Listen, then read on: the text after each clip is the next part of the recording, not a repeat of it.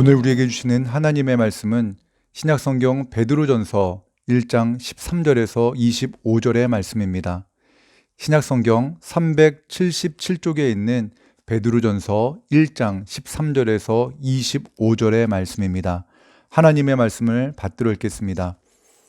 그러므로 너희 마음의 허리를 동이고 근신하여 예수 그리스도께서 나타나실 때에 너희에게 가져다 주실 은혜를 온전히 바랄지어다. 너희가 순종하는 자식처럼 전에 알지 못하던 때에 따르던 너희 사욕을 본받지 말고 오직 너희를 부르신 거룩한 이처럼 너희도 모든 행실에 거룩한 자가 되라. 기록되었으되 내가 거룩하니 너희도 거룩할지어다 하셨느니라.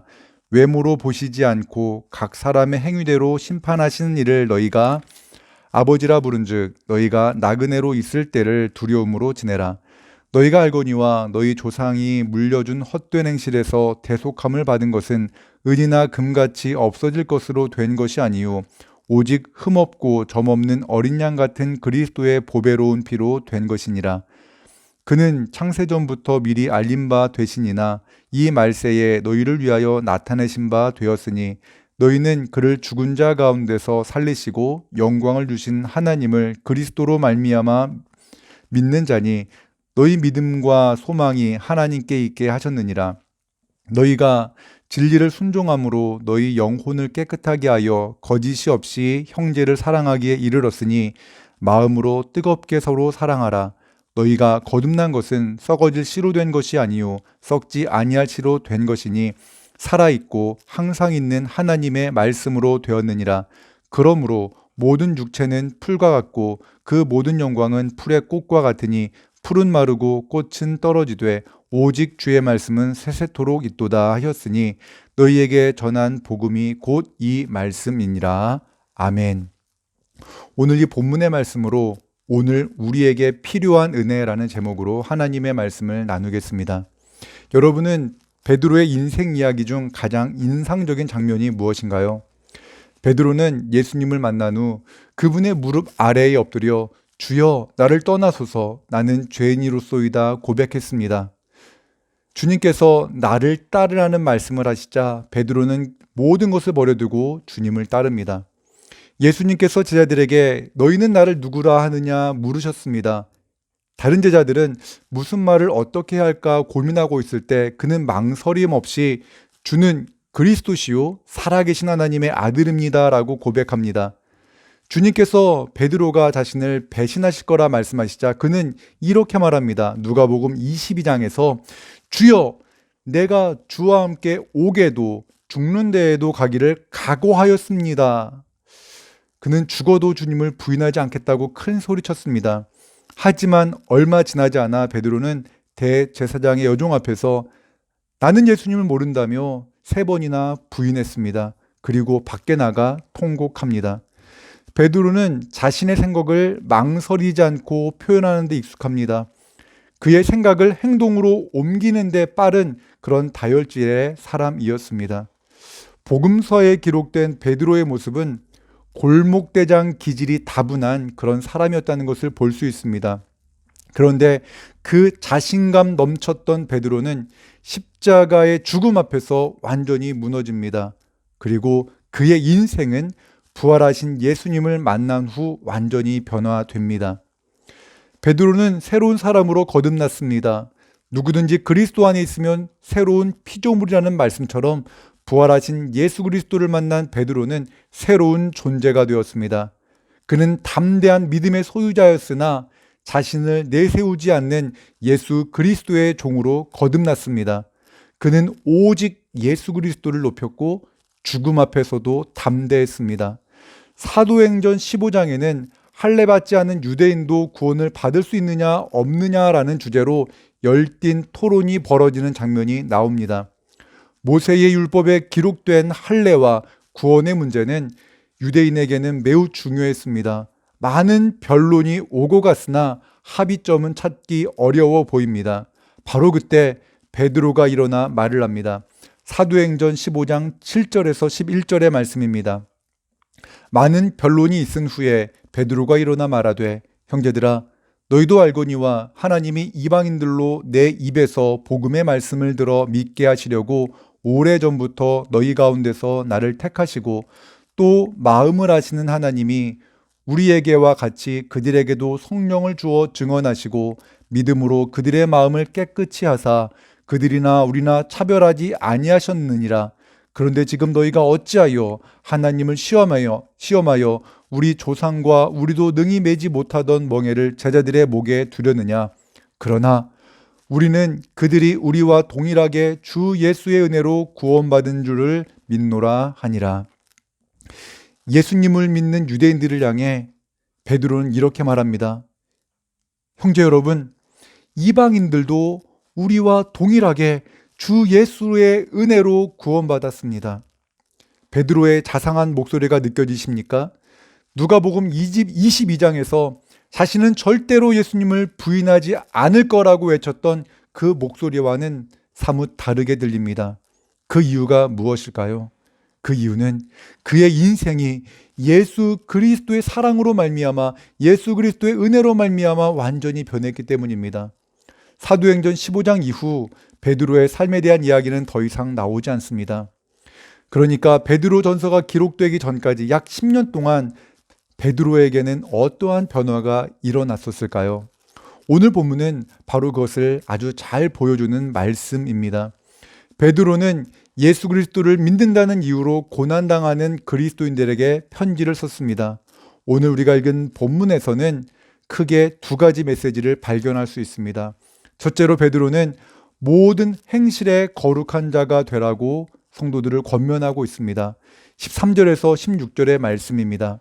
그러므로 너희 마음의 허리를 동이고 근신하여 예수 그리스도께서 나타나실 때에 너희에게 가져다 주실 은혜를 온전히 바랄지어다.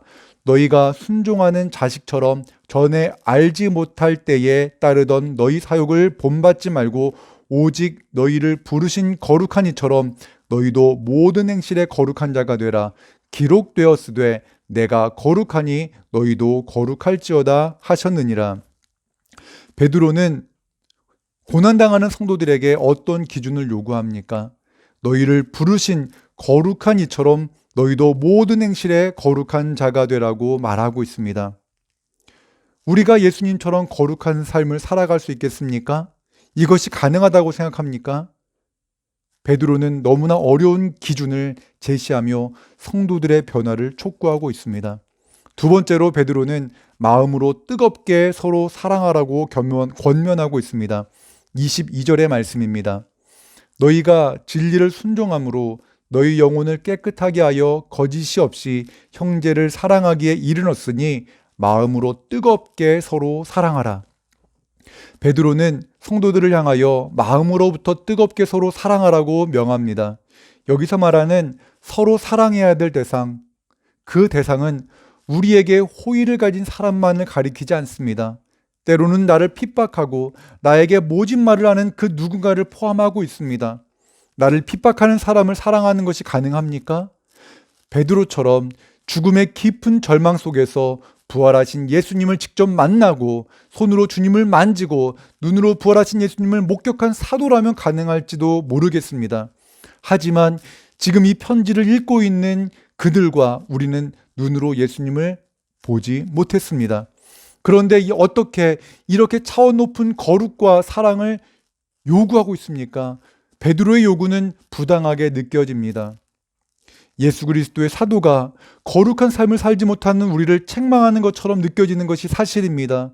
더 나아가 내 가족도 나 자신도 사랑하지 못하는 우리의 모습을 부끄럽게 만드는 말씀처럼 다가오는 것이 사실입니다.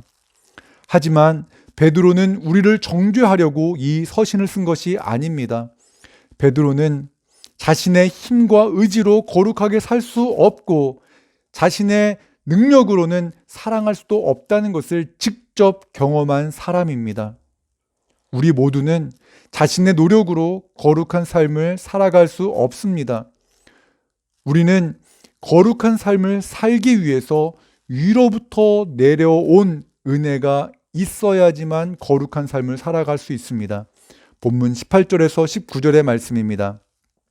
너희가 알거니와 너희 조상이 물려준 헛된 행실에서 대속함을 받은 것은 은이나 금같이 없어질 것으로 된 것이 아니요 오직 흠없고 점없는 어린 양 같은 그리스도의 보배로운 피로 된 것이니라. 아멘.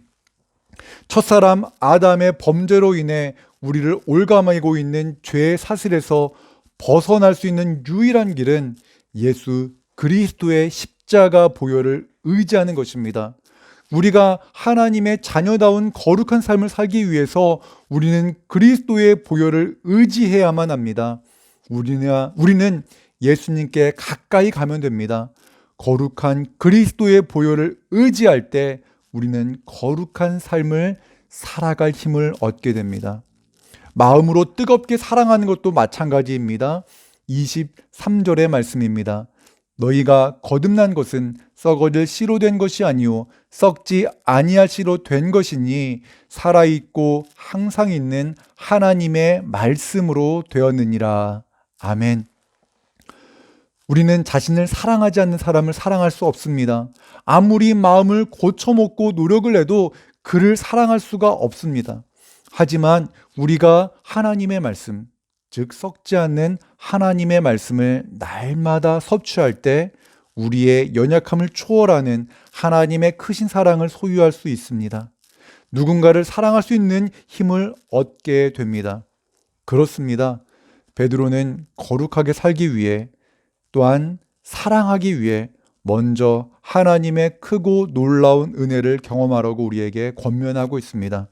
인간적인 자신감, 인간적인 능력은 차가운 겨울이 오면 시들어버립니다. 그러나 영원한 것이 무엇입니까? 오직 주의 말씀만이 영원하다고 오늘 본문의 말씀은 우리에게 말씀하고 있습니다. 사랑하는 성도 여러분, 한 주를 시작하는 월요일입니다. 많이 힘들고 지치셨습니까? 지친 삶을 회복하기 위해 무언가 필요하다고 느껴지십니까? 오늘 우리에게 필요한 것은 예수 그리스도의 사랑입니다. 우리에게 오늘 절실하게 필요한 것은 하나님의 말씀입니다. 오늘 이 하루 예수 그리스도의 사랑이 우리의 삶을 회복시키는 놀라운 은혜를 경험하는 하루가 되시기를 주님의 이름으로 축원합니다. 기도하겠습니다. 사랑과 은혜 하나님 아버지, 예수 그리스도의 보혈을 의지하게 하여 주옵소서. 영원하신 하나님의 말씀을 우리 마음 가득 채워 주옵소서. 그래서 거룩한 주님의 백성답게 살게 하시고 내 가족, 내 이웃을 진심으로 사랑하게 하여 주옵소서. 예수님의 이름으로 기도합니다. 아멘.